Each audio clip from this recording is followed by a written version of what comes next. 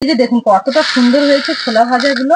কোথাও তীর্থে ভ্রমণ করার সময় বা ট্রেনে বাসে জার্নি করার সময় এইভাবে বাড়িতে ছোলা ভাজা ভেজে নিয়ে গেলে বসে খেতে কিন্তু দারুণ লাগে। আপনারা অবশ্যই এইভাবে একবার ছোলা ভেজে খেয়ে দেখবেন, খেতে খুব ভালো লাগবে। নমস্কার বন্ধুরা, কাজরি ভিলেজ ফুডে আপনাদের অনেক অনেক স্বাগত জানাই। আজকে প্রতিদিনের মতো আবারও নতুন একটা রেসিপি তৈরি করে দেখাবো। আজকে আমি খুবই সহজভাবে কোনো রকমের তেল বালি কেমিক্যাল ছাড়াই ছোলা ভেজে দেখাবো, একদম দোকানের মতো পারফেক্ট ভাবে।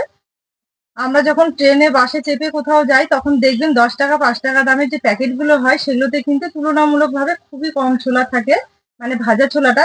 কিন্তু আমরা কাঁচা ছোলা যদি হাট থেকে বা বাজার থেকে কিনে এনে, দোকান থেকে কিনে এনে যদি আমরা ভেজে নেই তাহলে দেখবেন বাড়ির সকলেই মিলে কিন্তু বসে একসঙ্গে খেতে পারবো, আর খেতেও খুব ভালো লাগে। আজকে আমি খুবই সহজভাবে তৈরি করে দেখাবো। প্লিজ আপনারা ভিডিওটা না টেনে শুরু থেকে শেষ পর্যন্ত দেখতে থাকুন। আশা করছি আজকে রেসিপি খুব ভালো লাগবে। আর রেসিপিটি ভালো লাগলে চ্যানেলটি ফলো করে পাশে থাকবেন, আর পাশে থাকা বেল আইকনটি একবার অবশ্যই ক্লিক করবেন, তাহলে সবার আগে নোটিফিকেশন গুলো আপনাদের কাছে পৌঁছে যাবে। তাহলে চলুন আজকে ছোলা ভাজা রেসিপিটা শুরু করা যাক। আজকে ছোলা ভাজার জন্য এখানে আমি 300 গ্রাম ছোলা নিয়েছি। রান্নাঘরে আসার আগে প্রায় আধা ঘন্টার মতো রোদে রেখে দিয়েছিলাম, একটু গরম হয়ে গেছে। এবার ছোলাটা আমি ভাজার আগে একটু মেখে নেব কিছু উপকরণ দিয়ে। ছোলাগুলো ভাজার আগে একটু ভালো করে পরিষ্কার করে ঝেড়ে নিতে হবে। ছোলার মধ্যে অনেক রকমের বালি ধুলো কাপড় থাকে, সেগুলো একটু বেছে কুচে পরিষ্কার করে নিতে হবে। সুতির কাপড় দিয়ে একটু গাটা মুছে নিতে হবে। আবার আপনারা যদি মনে করেন একটু ধুয়ে রোদে শুকিয়ে নেবেন সেক্ষেত্রেও খুব ভালো হবে। তবে এই ছোলাগুলো আমি আগে থেকে খুব ভালো করে পরিষ্কার করে নিয়েছি। এবার এখানে আমি একটা বাটি নিয়েছি, বাটির মধ্যে দেবো সামান্য একটু জল, ওই 3-4 চামচের মতো দিলেই হবে। দেবো সামান্য একটু লবণ, আর দেবো সামান্য একটু খাবার সোডা, হাফ চামচেরও কিন্তু কম নিয়েছি। আর এই খাবার সোডাটা দেওয়ার কারণেই কিন্তু ছোলাগুলো একদম দোকানের মতো হবে, খুব সুন্দরভাবে ফুলবে। এবার সবকিছু একটু মিশিয়ে নেব, মানে খুব ভালো করে একটু জলের সঙ্গে গুলে নিতে হবে।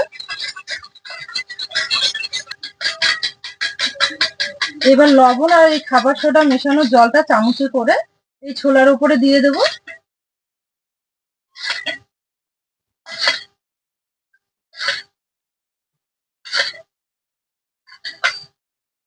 এবার আমি ছোলাগুলো খুব ভালো করে মেখে নেব।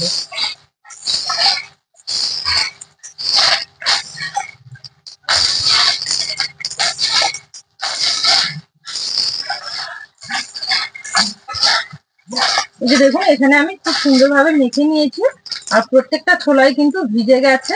এবারে এই ছোলাগুলো আমি কিছুক্ষণের জন্য একটু শুকোতে দেবো রোদে, তাহলে দেখবেন জলটা খুব ভালো করে গা থেকে শুকিয়ে যাবে, আর ছোলাগুলোও কিন্তু ভাজার সময় খুব ভালো। এবার এখানে একটা বড় সাইজের থালা নিয়েছি, এবার এই থালাতে ঢেলে নেব। থালাতে করে শুকোতে দিলে কি হবে, খুব তাড়াতাড়ি থালাটা গরম হয়ে যাবে আর শুকিয়েও যাবে।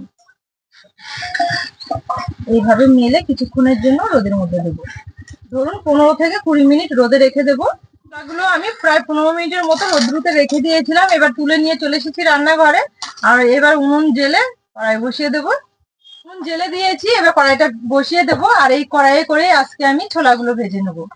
শুরুতেই বলেছিলাম কোনো রকমের তেল বালি বা কেমিক্যাল ছাড়াই ছোলাগুলো ভাজবো। আজকে ছোলাগুলো ভাজবো আমি এই লবণ কিন্তু প্রত্যেকদিন আমাদের রান্নার কাজে ব্যবহার হয়, আর রান্নাঘরে আমাদের থাকেই। আর এই লবণ দিয়ে কিন্তু খুবই সহজভাবে ছোলাগুলো ভেজে নেওয়া যাবে। এবার 1 প্যাকেট লবণ নিয়েছি, লবণটা কিন্তু পুরোটাই লাগবে না, অল্প করে নেব। যতটা লাগবে আমি কড়াইয়ে নিয়ে নেব।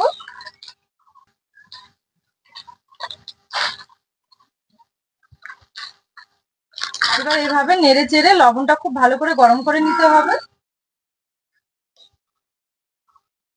এই যে দেখুন এখানে লবণ কিন্তু খুব ভালো করে গরম করে নিয়েছি, ফুটতে শুরু করে দিয়েছে লবণ।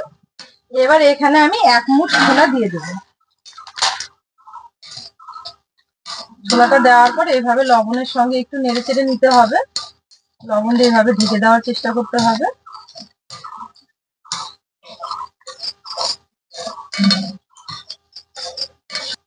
ছোলাগুলো লবণের মধ্যে দেওয়ার সঙ্গে সঙ্গে কিন্তু ফুটবে না, একটুখানি সময় নিতে হবে, তারপরে দেখবেন খুব সুন্দরভাবে ফুটবে।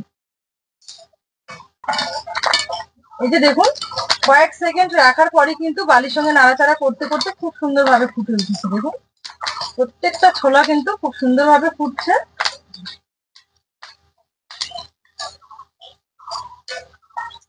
এগুলো ছোলা কিন্তু ভেজে নেওয়া হয়ে গেছে। এবার এইভাবে ছেঁকে ছেঁকে তুলে নেব।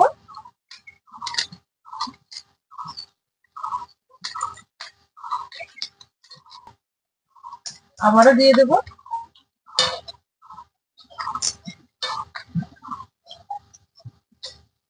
একটুখানি সময় এইভাবে খালি নেড়ে চেড়ে নিতে হবে, তাহলেই দেখবেন খুব সুন্দরভাবে সব ছোলাগুলো ফুটে উঠবে।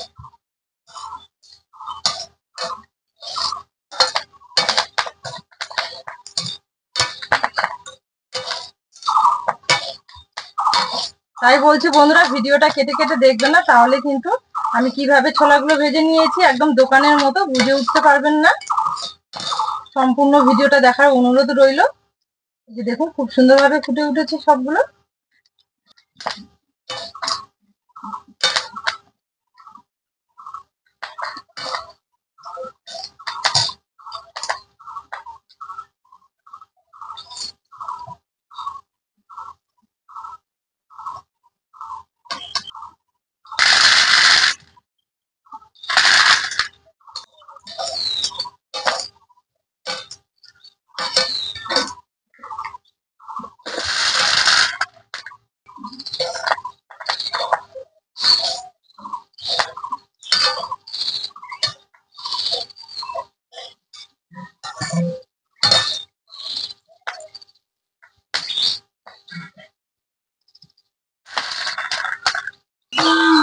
আওয়াজটা শুনে আপনারা বুঝতেই পারছেন যে দেখুন কত সুন্দরভাবে ফুলছে এগুলো।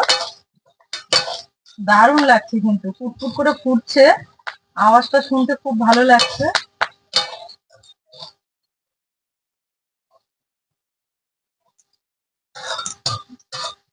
এক মিনিটের মধ্যেই কিন্তু খুব সুন্দরভাবে এগুলো ভাজা হয়ে যাচ্ছে।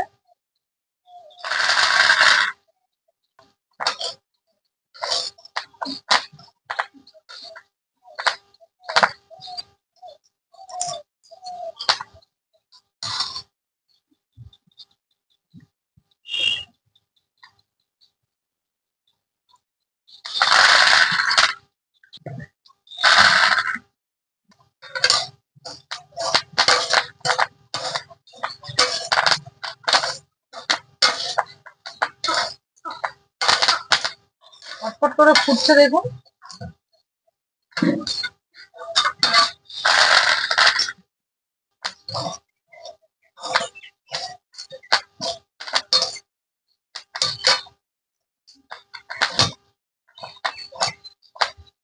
এই যে দেখুন কত সুন্দরভাবে ফুটছে, একদম দোকানের মতো। বাড়িতে বালি বা তেল না থাকলেও কিন্তু ঝটপট এইভাবে আপনারা খাওয়ার লবণ দিয়ে ভেজে নিতে পারবেন। এই যে দেখুন এখানে আমি সম্পূর্ণ ছোলাগুলো একইভাবে ভেজে নিয়েছি লবণের মধ্যে, কতটা সুন্দর হয়েছে দেখুন। সবগুলোই কিন্তু খুব সুন্দরভাবে ফেটে গেছে, মানে খুব ভালোভাবে ভাজা হয়েছে। দারুণ লাগছে কিন্তু দেখতে। এইভাবে ছোলা ভেজে বাড়িতে যারা বয়স্ক মানুষ আছেন, মা ঠাকুমা বা দিদা, তাদের যদি দেওয়া যায় খেতে ভীষণ ভালোবাসে। আমাদের থেকে কিন্তু আগের জেনারেশনের লোকেরা বেশি পছন্দ করে এই ছোলা ভাজা বা মটর ভাজা, খেতে ভীষণ ভালো লাগে। এর সঙ্গে যদি বাটিতে নেওয়ার পর সামান্য একটু বিট লবণ, একটু লেবুর রস আর একটু সর্ষের তেল দিয়ে মেখে যদি খাওয়া যায় না, আরো কিন্তু খেতে ভালো লাগে। তাই আমার অনুরোধ রইল এইভাবে আপনারা একবার তৈরি করে খাবেন, দেখবেন খেতে খুব ভালো লাগবে। আশা করি আমার এই রেসিপিটা আপনাদের অনেক বেশি ভালো লেগেছে, আর ভালো লাগলে অনেক অনেক বন্ধুর সঙ্গে শেয়ার করবেন। আজকে রেসিপিটা এখানেই শেষ করলাম। সবাই খুব ভালো থাকবেন, সুস্থ থাকবেন।